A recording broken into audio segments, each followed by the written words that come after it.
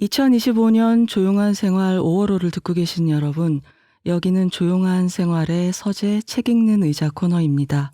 책 읽는 의자로 초대한 이번 달의 손님은 미스터리 작가 겸 편집자이신 윤영천 작가님이십니다. 반갑습니다, 작가님. 예, 반갑습니다. 지금 청취하고 계신 생활인 여러분께 어떤 일을 하고 계신지, 어떤 관심사를 갖고 계신지 소개해 주실 수 있을까요? 예.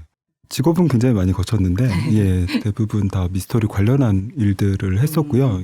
편집자로서 한 14년 정도 했었고, 그다음 뭐 잡지 기자도 했고, 뭐 웹툰 웹소설도 했고 여러 가지 했었는데, 기본적으로는 항상 미스터리를 사랑하는 애호가라고 불러주시면 좋을 것 같고, 네. 지금은 이제 하우미스터리라는 작은 사이트를 한 20년 정도 운영을 하고 있고요. 하우 미스터리?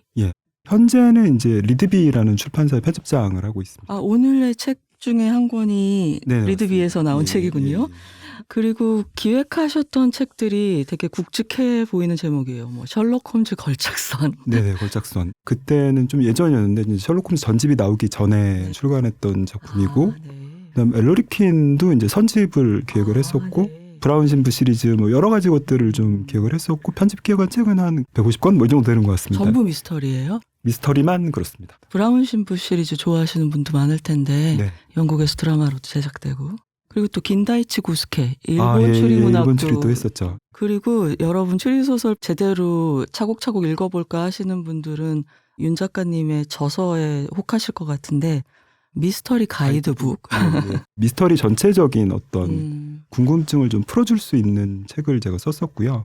오래돼가지고 예, 약간 부끄럽긴 하네요. 저는 이런 사전류, 네. 가이드류 이런 책을 너무 좋아해가지고 갖고 있으면 든든하잖아요. 예, 그게 우리나라에 사실 가이드북류의 책들은 많이 나왔는데, 그게 해외 시장에 아무래도 기반한 거라서 좀 한국 시장에 맞는 게 필요할 것 같다고 생각해서 했었습니다. 그렇죠. 네. 그리고 공저한 책으로 탐정사전, 인명사전 같은 거죠. 후수후인 탐정 세계 뭐 이런 건가요? 가상의 탐정이지만 예, 그거 이제 실제 인물처럼 한 100 몇 명 정도를 뽑아서 그때 세 분이 공저를 했었고요. 네.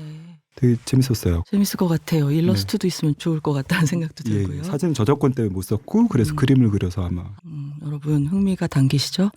자, 그래서 미스터리 가이드 이런 책을 직접 쓰셨다고 소개한 것과 오늘의 주제가 좀 관련이 있는 것 같아요. 사실 이제 처음 제가 의뢰를 받았을 때는 좀 난감했어요. 그러니까 미스터리 역사가 뭐 실질적인 시작점을 그 에드걸 앨런 포의 작품으로 잡으면 잡기 때문에 180년, 190년 정도 되거든요.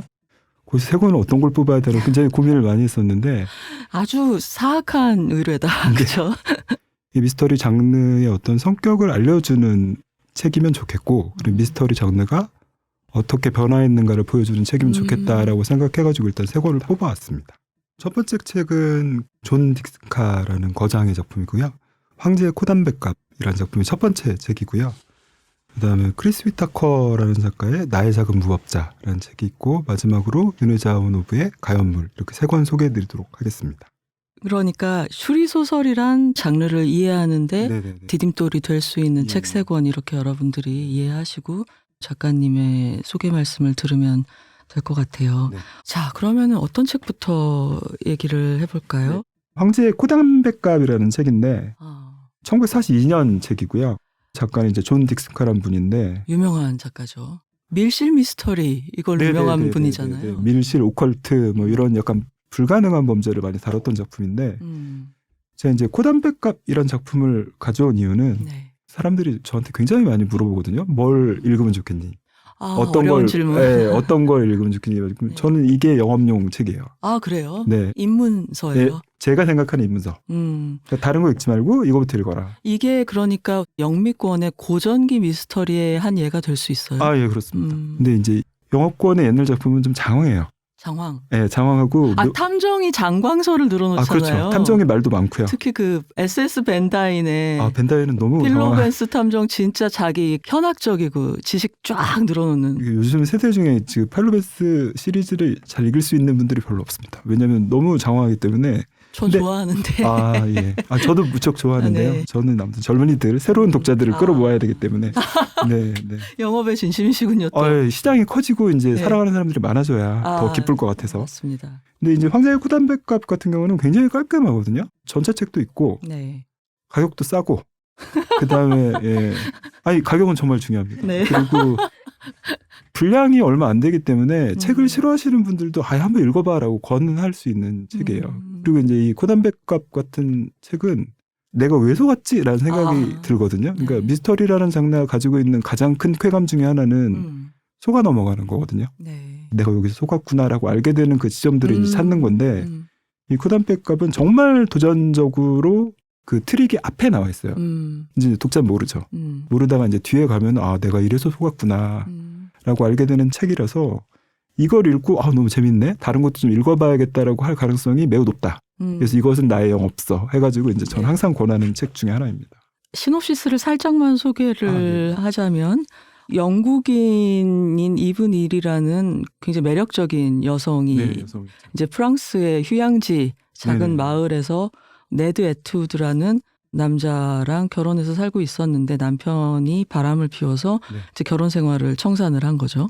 근데 이제 이 부부하고 직접 교류는 없던 근데 굉장히 가까운 맞은편 별장이 또 있었는데 거기에는 로스라고 하는 가문, 로스 경 그쪽도 역시 영국인인 거죠. 그러니까 그래서 그 가족이 뭐 아버지, 어머니, 아들, 딸 그리고 대가족이 살고 있는 거죠. 처남이라고 해야 되나요? 그 대가족이 살고 있었는데 이 이혼 후에 그 집 아들과 이브가 사귀게 되고 그 가족들도 이브를 진심으로 환영을 해줘서 이제 새로 결혼을 그렇게 하는데 이 소식을 안 남봉꾼 남편인 전 남편이 아내를 되찾겠다며 자기가 갖고 있던 열쇠로 여자의 집에 밤에 무단 침입을 해서 신경질을 벌이게 되는 이브의 거죠. 침실로 찾아오는 거죠. 근데 이제 여기에 약간 문화를 고려해야 되는 게 그런 게 얼마나 추문이 되는지 이 정도가 요즘 세상하고는 굉장히 다른 거죠. 요즘엔 사실 어림도 없는 소리지 않습니까? 이게 이제 이분은 그 추문 때문에 굉장히 이제 두려워하잖아요. 그걸 두려워해서 증인으로서 많은 한계를 갖게 되죠. 그것 때문에 사건이 이제 연결되기도 하는데 사실 요즘 시대랑은 좀 맞지 않죠. 근데 그런 게 또 재미인 것 같아요. 그 자체로 그 당시 역사를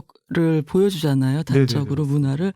그리고 그 방에서 둘이 같이 있고 이분은 이 남자가 여기 있다는 거를 자기와 결혼할 집안 사람들한테 절대로 들키고 싶지 않은 상황에서 공교롭게도 로스 경 그러니까 맞은편 집의 가장이 늘 자기의 수집품을 들여다보면서 식구들이 잠든 후에 고즈넉한 시간을 즐기는 서재가 이브의 침실하고 굉장히 가까운 거리에 있는 거였어요. 의미심장한 지점이죠. 그래서 그날 밤에 자기가 그날 낮에 수집해온 나폴레옹 황제의 코담백갑 케이스 값비싼 코담백갑 그거를 들여다보면서 메모를 하고 있던 로스 경이 살해당하는 일이 벌어지고 네드와 이브가 목격자는 목격자인데 그 목격했다는 얘기를 감히 할 수 없는 그런 자리에 처하게 되면서 이 미스터리가 시작되는. 예, 맞습니다. 그래서 이 작품 같은 경우에는 이제 독자는 사실 이브가 어떤 역할을 했는지 어느 정도는 알 수 있거든요. 사실 그렇게 쓰였기 때문에 시점적으로. 근데 이제 이브가 사실 범인으로 몰리게 되잖아요. 왜 그렇게 또 몰리고 실제 사건의 전모는 무엇인가.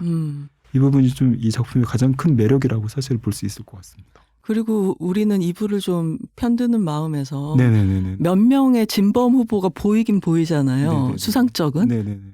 그러니까 독자는 이럴 수가 없는데라고 생각을 하는데 뭐 이브의 옷에서 코담백갑 조각이 나온다든가 뭐 이런 것들이 이 딕슨 카라는 작가가 정말 연출을 잘하거든요. 연출이라 하면 이 트릭 자체는 사실 별게 아니고 뭐 기본적인 심리 트릭이라고 할 수 있는데 이 작품을 이제 여러 번 읽으면서 어떻게 생각을 해봤냐면 내가 이제 현대에서 심사위원이고 장편 후보로 이 책을 받았으면 이거를 상을 줄 수 있을까? 이렇게 고민을 한 적이 있어요. 근데 이제 이 작품의 한계는 이제 과학 수사겠죠. 아무래도 뭐 지문이라든가 DNA 나오면 사실 이브가 몰릴 일은 별로 없는 상황이고. 근데 저는 줄 수 있을 것 같아요.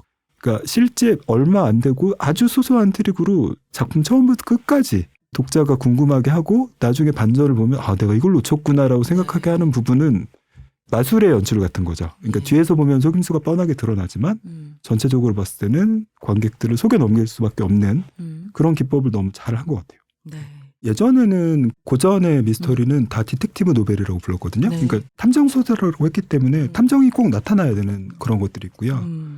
그다음에 이제 황금기라고 하는데요. 황금기가 이제 세계 제1차 대전하고 세계 제2차 대전 사이에 영어권 작가들이 활약했던 시기를 미스터리의 황금기라고 부르거든요. 그때 이제 가장 흥행했던 대중소설이 바로 미스터리 소설이었어요. 뭔가 집단 심리랑 관련이 있을까요? 전쟁에서 약간 도피하고 싶어하는 마음도 분명히 있었을 텐데 당시 이제 근대화 이후에 이루어진 이 미스터리 소설이 네. 최고조로 발전을 했거든요. 음. 과학기술과 발전, 뭐 사회 발전과 더불어서 이제 황금기 때는 정말 유명한 작가들, 우리가 흔히 생각하는 뭐 에거서 크리스티, 아가사 크리스티. 뭐 코난 도일이라든가, 음. 뭐 여기 존 딕슨카를 포함해서 이런 작가들이 정말 자기의 모든 기량을 한껏 뽐내면서 겨뤘던 시기였거든요. 그러니까 이때 이 고전 미스터리의 구조가 만들어진 건데, 이 고전 미스터리의 단점이 이제 시간이 흐를수록 점점 나타나는데, 이게 이제 뭔가 현실과 별 관계가 없다는 거예요. 아. 그러니까 예를 들어 이게 1942년 작품이면 네. 사실 1939년에서 45년까지가 세계제 2차대전 시기이기 때문에 프랑스인데. 극중 배경도 프랑스고 음. 전쟁이 완전 한창이었기 때문에 막 배급하고 그런 전쟁의 실상이 전혀 반영되지가 않아요. 그러네요. 그리고 뭐 1920년 되면 영국에서 막 광산 노동자들이 한 120만 명 참여해서 대파업했었거든요. 대파업. 예, 그런 것도 했었고 1929년에는 미국에서 아마 증시가 확 떨어지는 그런 것들이 있었잖아요. 네. 그래서 사회적으로 굉장히 우울하고 어두운 시기였음에도 불구하고 이 고전 추리소설에 나오는 주인공들은 여전히 잘 살고 사회랑 유리된 형태에서 그냥 지식과 논리의 놀이를 하는 거죠. 아. 예, 그런 게 좀 고전 미스터리의 특징이라고 볼 수 있어요. 부잣집 대저택이 많이 나오잖아요. 그렇죠. 제가 이제 항상 직관적으로 생각을 해봐라라고 제가 사람들한테 얘기하는 게 너희들은 탐정이 뭐 먹고 사는지 탐정이 돈을 어떻게 버는지 궁금해하니? 라고 물어봐요. 주로 유산 상속자던데요. 그렇죠. 예, 그러니까 이게 이 사람들은 네. 그러니까 뭐 예를 들어 가장 유명한 뭐 에거서 크리스티의 포아로만 하더라도 뭘 먹고 사는지 별로 중요하지 않잖아요. 아, 그러네. 생각해보면 네, 잘 그리고- 모르겠네요. 그리고 셜록 홈즈가 오늘 돈을 많이 벌었을까 이렇게 걱정하면서 읽는 사람은 아무도 없어요. 오늘 일당을 뭐 채웠을까? 근데 이게 베이커가 221번지 월세가 얼마인가. 얼마인가? 예, 월 얼마인데 허드슨 부인까지 두면서 저렇게 살고 있나? 근데 명예를 중시해서 그렇게 돈을 추구하는 것 같진 않고, 그러니까 이 자체가 약간은 판타지 같은 세상이 그 기간 동안 이루어져 있다고 생각하시면 될 것 같고, 그게 이제 40년대 지나면 허물어지기 시작하거든요. 느와르의 시대가 오나요? 아, 맞아요. 네. 예, 그 사람들은 하루 일당을 걱정해요. 아, 그리고 책도 보면 처음에 나는 수입료가 얼마고 뭐 이런 거 나와요. 예. 그리고 하드보일드나 느와르 작품을 보면은 직장에 보고서를 쓰는 걸 걱정을 해요. 그러니까 그런 변화들이 미스터리를 재밌게 만들고 또 역사적 흐름이 반영돼 있다고 보시면 될 것 같아요. 지적인 사람들이 네네네네. 소일거리로 네. 쓴 문학 같은 그런 느낌도 없지 않아 있었군요. 현실 외면하는 장르에 좀 가깝죠. 왜냐하면 약간 보수주의 문학이기 때문에. 그럼 코지 미스터리라는 말은 지금 말씀하신 특징하고는 관련 없는 다른 장르인가요? 이 고전 미스터리가 그 자체로서 굉장히 매력적이잖아요. 아, 진짜 완전 도피처죠. 네, 맞습니다. 네, 정말 매력적이기 때문에 이게 시간이 흐를수록 굉장히 많이 부스러지고 현실을 걱정하는 탐정들이 나오니까 나 너무 옛날에 꿈꿨던 고전 미스터리를 읽고 싶어라는 독자들이 생겼어요. 그것의 연장선, 고전 미스터리가 현대에도 나왔으면 좋겠다라고 해서 만들어진 게 코지 미스터리. 아, 그래서 코지 미스터리도 약간 정형화돼 있어요. 조용한 장원이고 탐정은 우리가 볼 수 있는 흔한 이웃이고 직업을 가지고 있고 대부분 많은 시리즈로 연결돼 있고. 좀 탄력사적인. 예, 그리고 선정성이 적고 대부분의 범죄는 잔인한 범죄가 아니라 관계에 의한 범죄가 일어나고. 그러니까 이런 것들을 의자에 앉아서 편하게 읽으니까 코지라는 별명이 붙은 거거든요. 크게 나를 불편하게 하지 않는다. 예, 괜히 뭐 책 갖고 고민할 필요 없다. 아, 그렇군요. 네. 그리고 또 이 책을 읽으면서 작가님한테 여쭤봐야지 했던 게 밀실 살인 미스터리 예, 중에서 네. 이것들이 정말 훌륭하다라고 쭉 예. 떠올리실 수 있는 몇 편의 작품이 있을까요? 밀실이란 거는 이제 황금기의 작가들이 정말로 교묘한 작품을 생각하다 못해서 생각한 게 밀실이거든요. 밀실이란 개념은 사전적인 의미는 일단 숨겨진 방이란 뜻이지만은 이 미스터리 장르에서 밀실은 들어갈 수도 없고 나갈 수도 없는. 그렇죠. 예, 네. 그리고 거기 피해자가 있는 거예요. 예, 그래서 이것은 미스터리 작가들의 가장 난이도가 높은 트릭이고요. 거기에 대가가 바로 이 존 딕슨카고 밀실 미스터리 중에 제가 추천하고 싶은 작품은